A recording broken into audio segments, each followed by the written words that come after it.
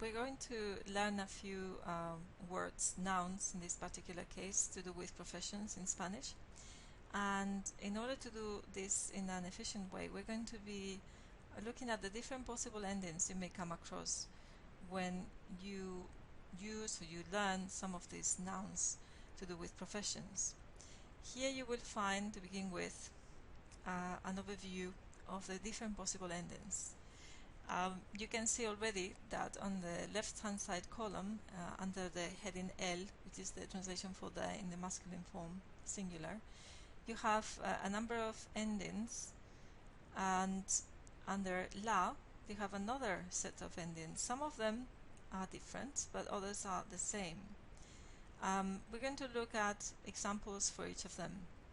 So endings in O normally will become A when moving from masculine to feminine. So camarero becomes camarera when referred to someone female. Estudiante, however, stays the same. So you could say that professions that end in E or E in English will just have the same word for both feminine and masculine. So the way to tell whether you are referring to someone male or female is by then using the definite, or if needed, the indefinite article.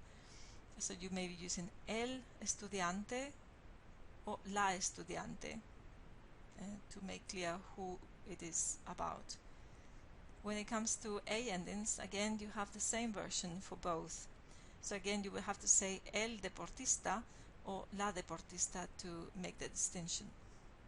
Pintor, however, becomes pintora, so you need to add an A to the masculine version of the profession. And the same goes for words that end in N, like bailarín, which will become bailarina. So again, it's a matter of of adding the A to the ending, original ending in the masculine.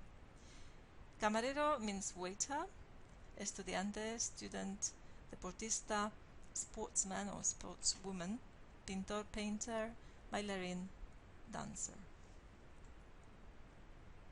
What we're going to do next is to have opportunities to transfer what you have just learned about into different sets of nouns, professions, and you will find that on the left hand side you have some for the masculine version of these professions we have listed. On the other side you have some for the feminine version.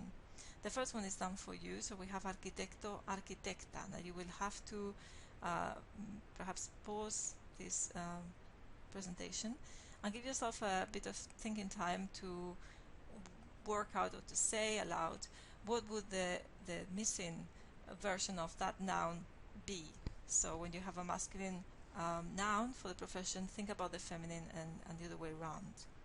Once you're ready, you can move on to the next slide, which again will give you another chance to practice with another set of nouns.